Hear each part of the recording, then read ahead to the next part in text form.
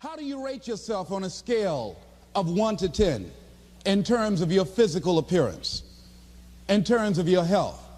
Do you take care of yourself? Are you allowing yourself to get overweight and out of shape? Are you conscious of your health? Are you watching the food that you take into your body? Do you make a deliberate effort to exercise? You know, it was George Burns. He said, we cannot help getting older, but we don't have to get old. And many of us get old before our time because we don't take time to take care of ourselves. Your environment is a very good indicator.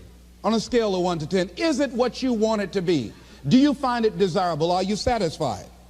The job or career that you're involved in. Someone said that 85% of the American public are unhappy with their jobs. Are you spending 8 hours a day just doing time?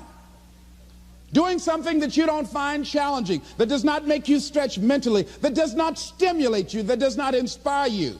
Something that you don't find a sense of fulfillment in it.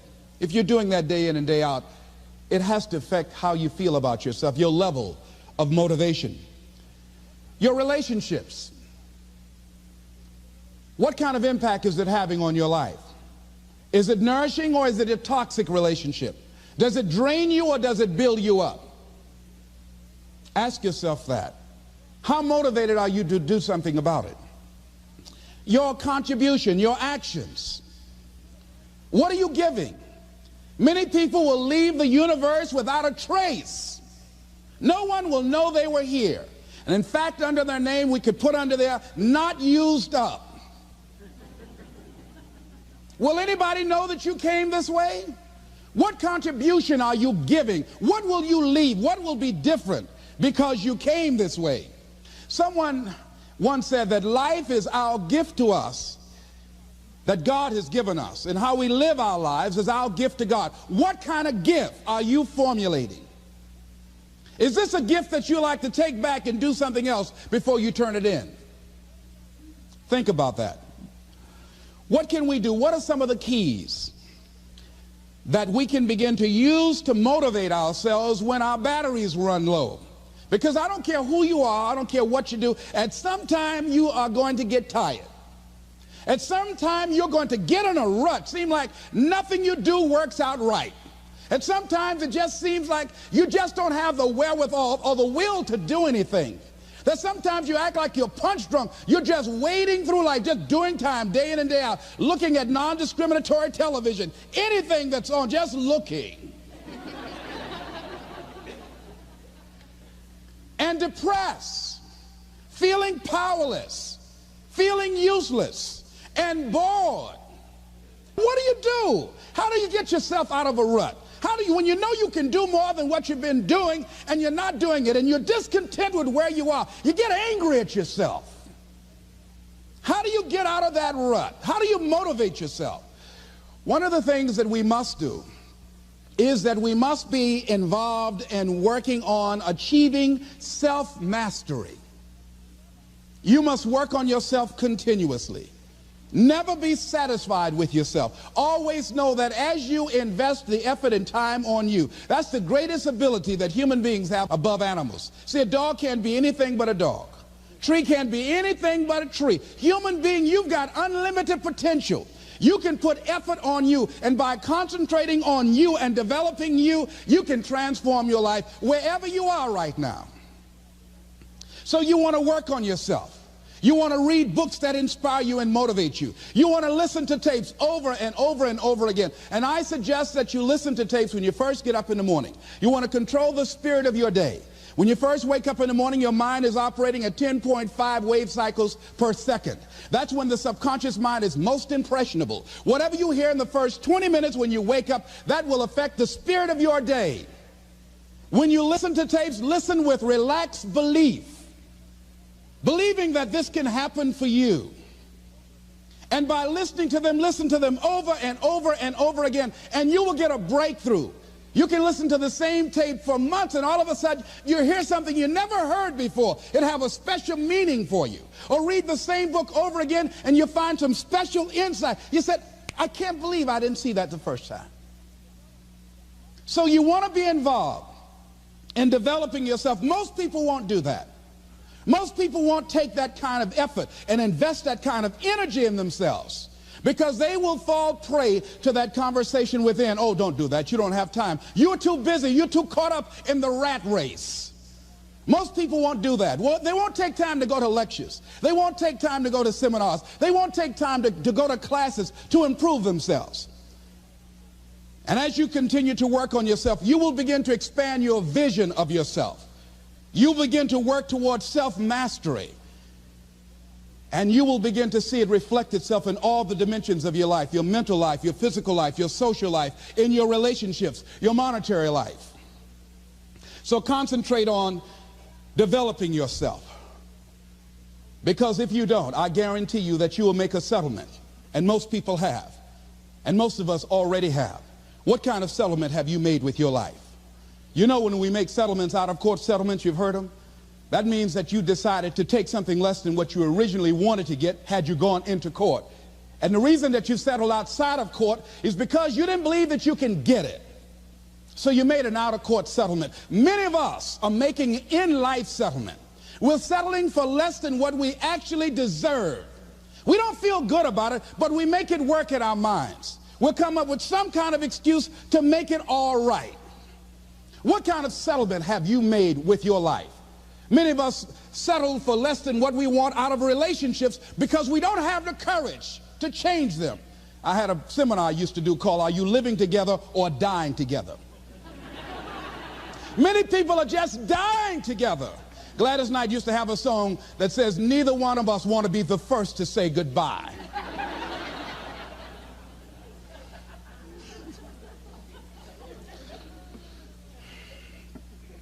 The next thing is, in order to begin to find some keys to self-motivation to drive yourself, in addition to working on yourself, and as you work on yourself, you feel good about yourself, and as you feel better about yourself, you treat yourself differently. Develop a health plan. See, you can't feel well and do well if you don't have good health.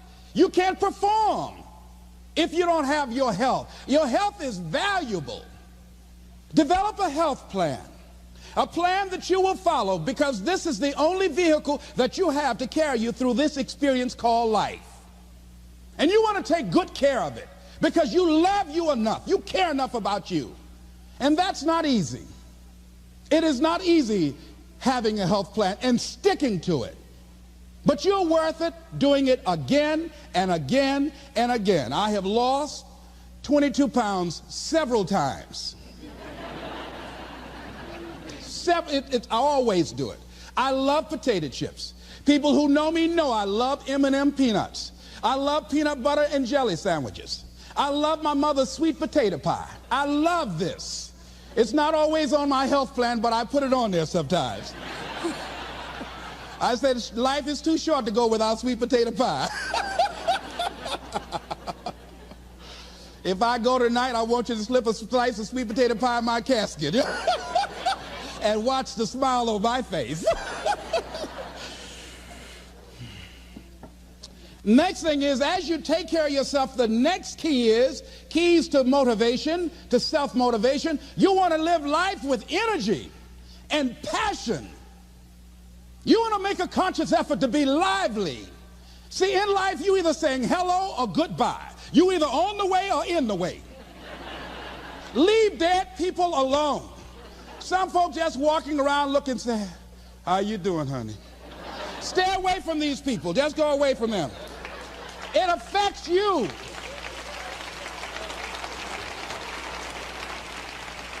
You want to smile.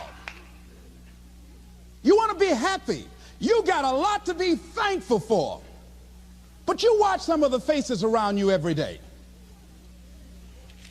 And I tell you, some of these faces, they will put you in a depressed state of mind.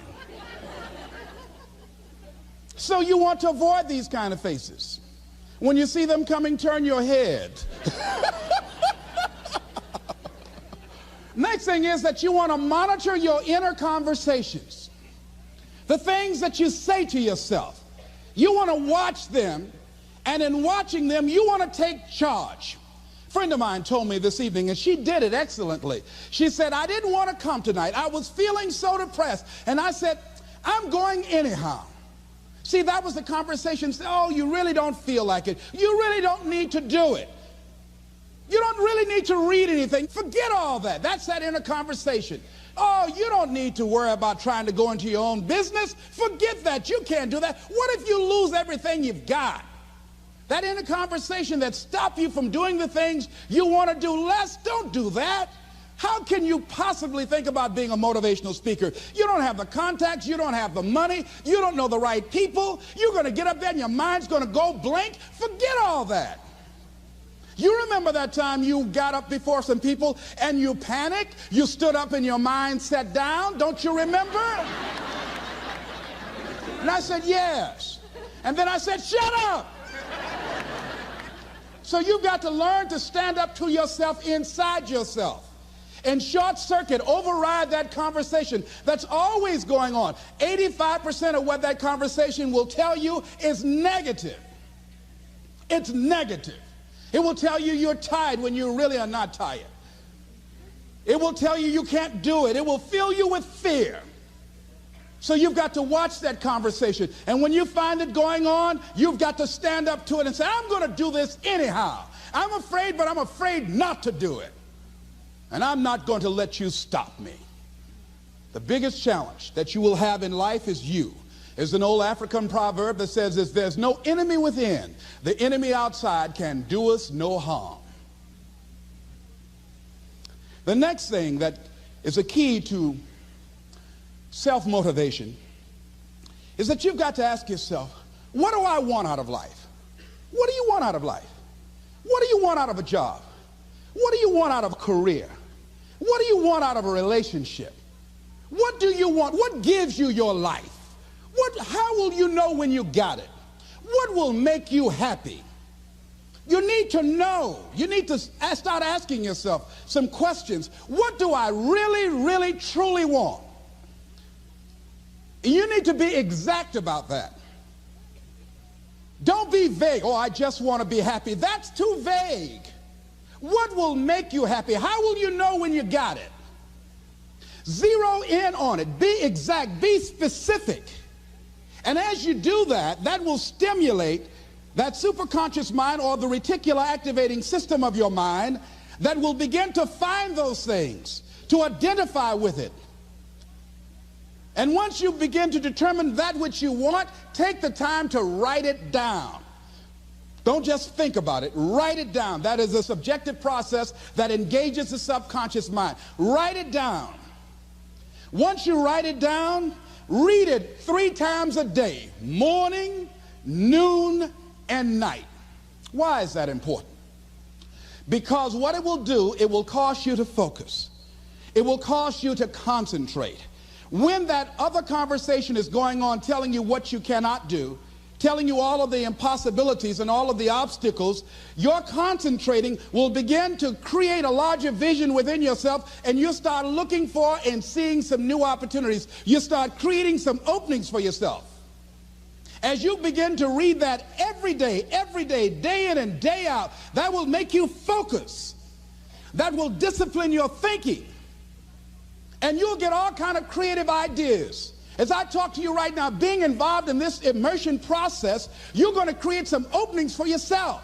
You're going to get some ideas. You're going to feel your adrenaline flowing, and you're going to think about something, some idea you had. And you say, I want to go back and I'm going to look at that again from a different vantage point, not from the level of the problem of the obstacles that I encountered, but from a higher vantage point. Because what you will begin to see and to know as I talk to the higher consciousness within you, that you are powerful, that you are a miracle worker. And that inner conversation has conditioned you to believe that you are not. And as you begin to discover the truth of who you are, whatever challenge that you're facing in life, and if you're living, you're facing some challenge, you'll begin to know that you're powerful and that you're a miracle maker. So as you begin to write down exactly what it is that you want, read it every day. The next thing is, see yourself there. How will you feel once you get there? What will the experience be like for you? What will be different?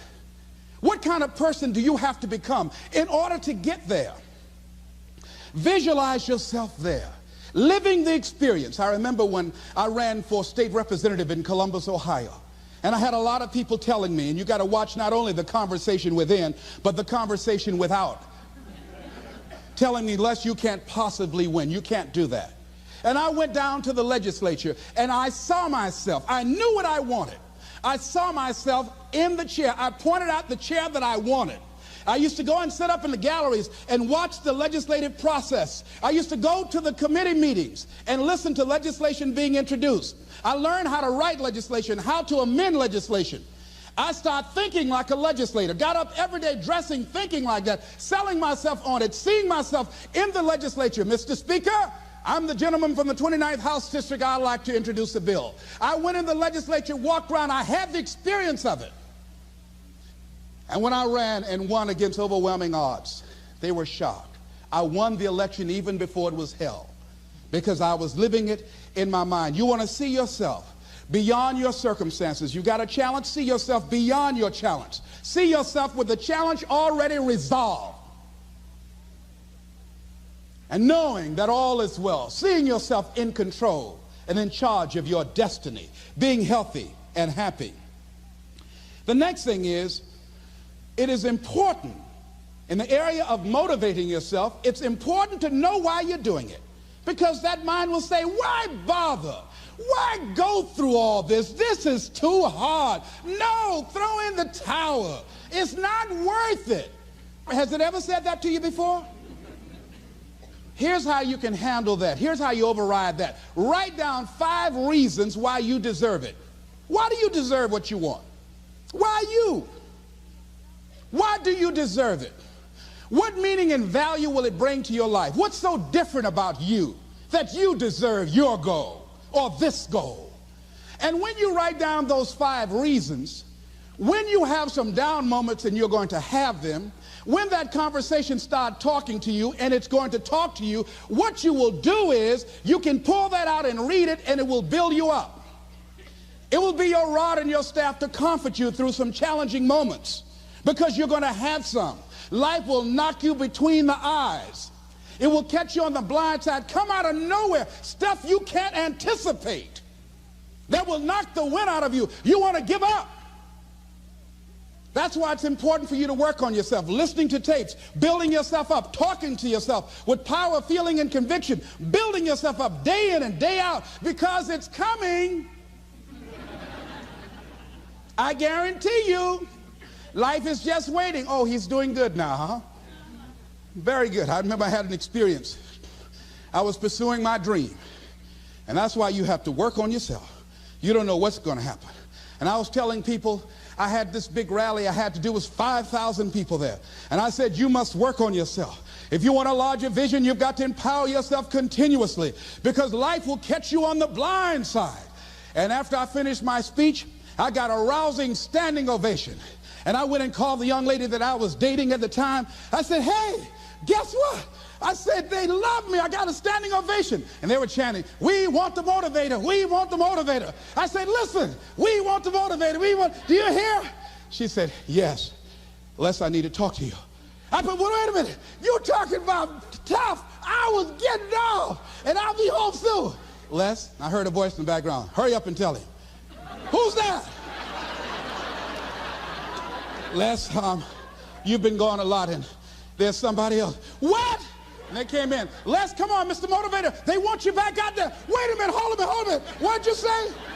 I'm sorry, there's someone else. And I heard the voice say, hang the phone up. Clump. I say, wait a minute. I say, hey, Motivator, come on. They want you. Can't you hear them cheering? I say, okay. I say, when you working on a larger vision, I say, you got to really work on yourself, because life will catch you on the blind side.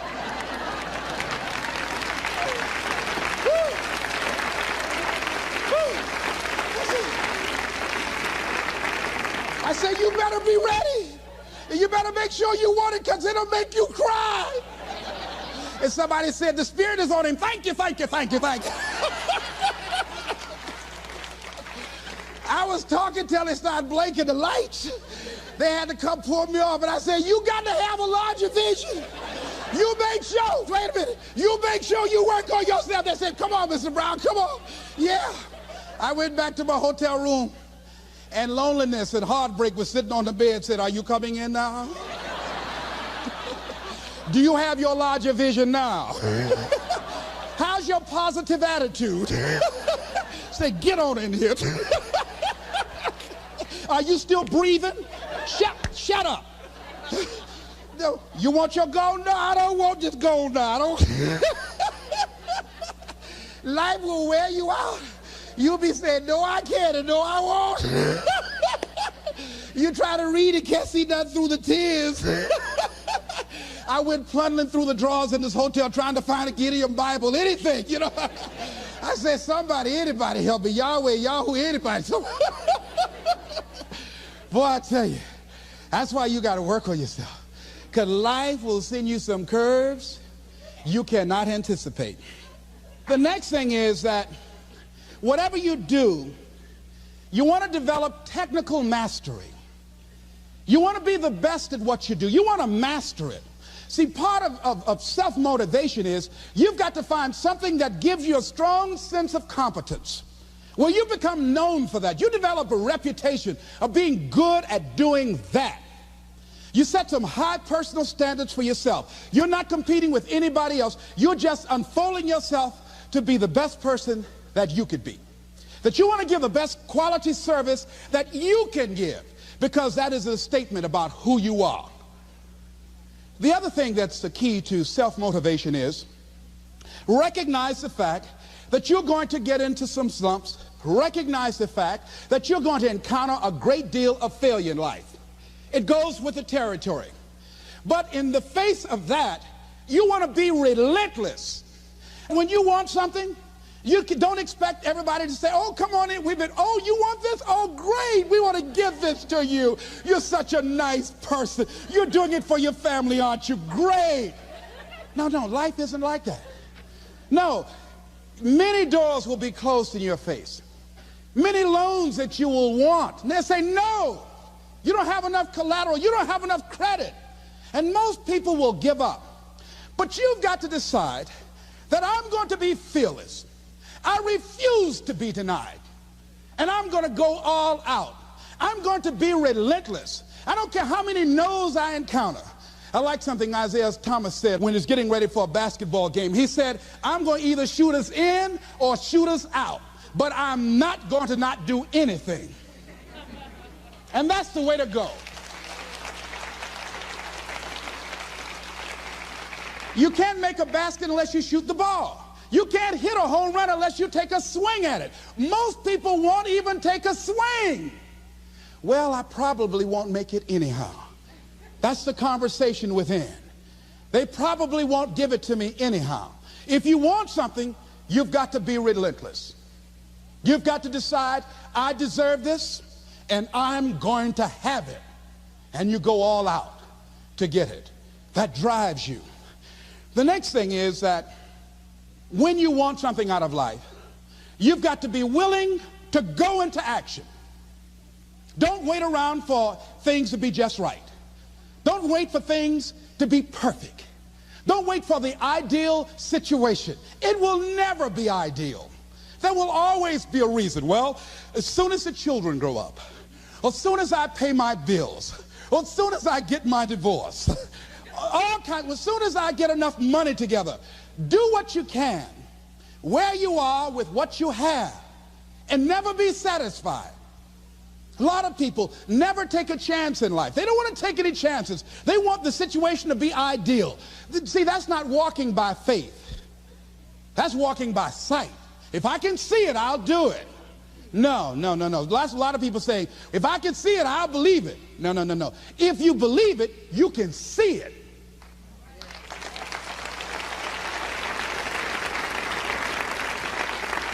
And don't be disturbed because no one else can see it. That's not unusual. That is ordinary. But because you want some different kind of results in your life, you've got to be willing to be unreasonable. If you want unreasonable results in your life, you've got to be willing to be unreasonable. Part of being unreasonable, you don't judge according to appearances. Part of being unreasonable, you can see it because you believe it. That's part of being unreasonable. Part of being unreasonable, you're like Paul, who said, you must have the faith to call forth those things that be not as though they were. That's part of being unreasonable. Most people won't do that. Most people say, call me when you get it together. Then I'll support you. The other thing is that one of the keys to self-motivation that empowers you is that you want to find a cause larger than yourself. Find something that you can contribute to. Find something that you can make a difference because you can. Part of what feeds your larger vision, part of what gives you a reason for being, part of what gives you your life is being able to give something back.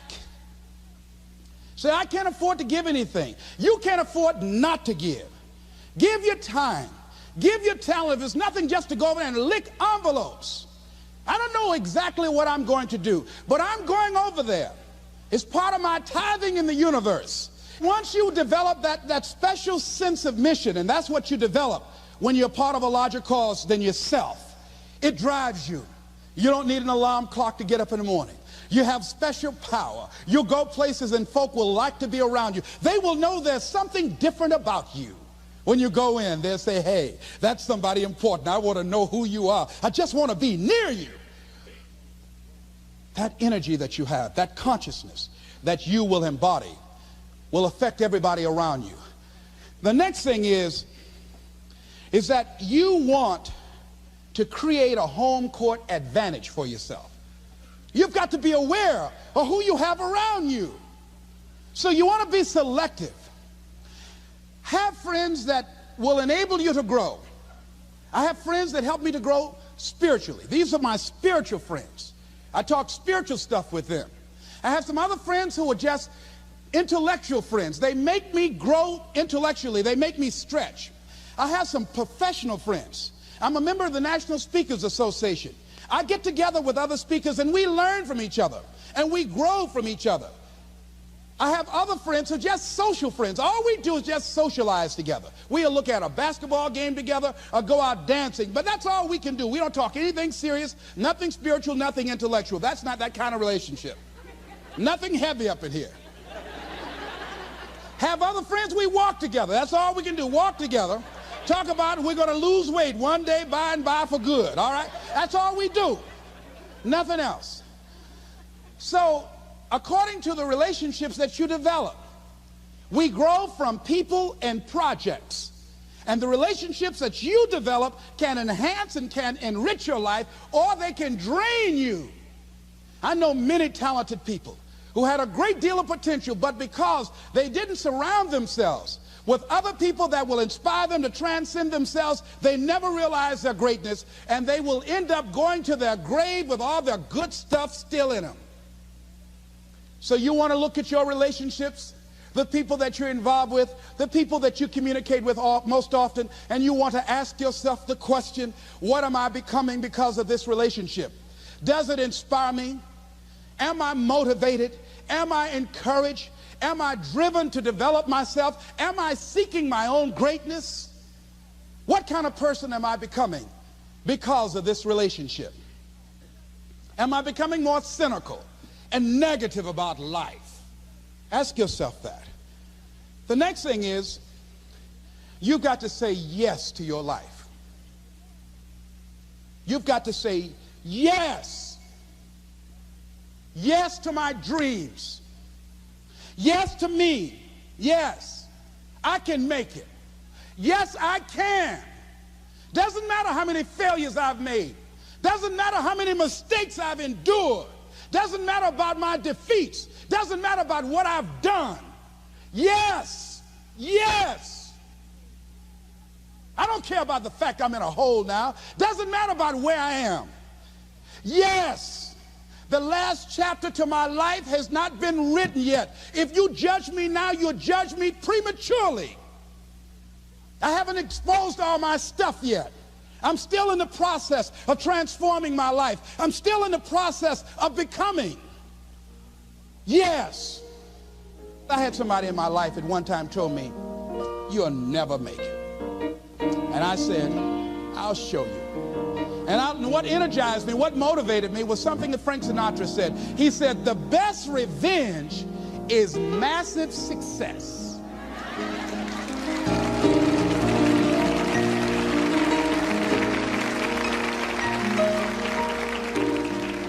I'll show you. You just watch my smoke, as old folks used to say. So say yes. Stand up for your dreams. Stand up for what you want in your life. Decide that your life is so meaningful to you, that you love you and you love life so much that you're going to stand up for something you want. I used to have a saying when I was on the radio, stand up for what you believe in, because you can fall for anything. So what I say to you this evening, that you are powerful. You have miracle working power in your life right now. But you've got to work on yourself. You've got to develop yourself. You've got to talk to yourself day in and day out, selling yourself on you and on your potentials. And you've got to know that you are worth all of your effort. And that the key to your motivation, as you get a larger vision of yourself, is to know that you have something to give. Is to know that you have a reason for being in the universe at this point in time. I want you to stand up for your life right now. Anybody want to stand up for your life? Stand up for your dream? Stand up for your dream.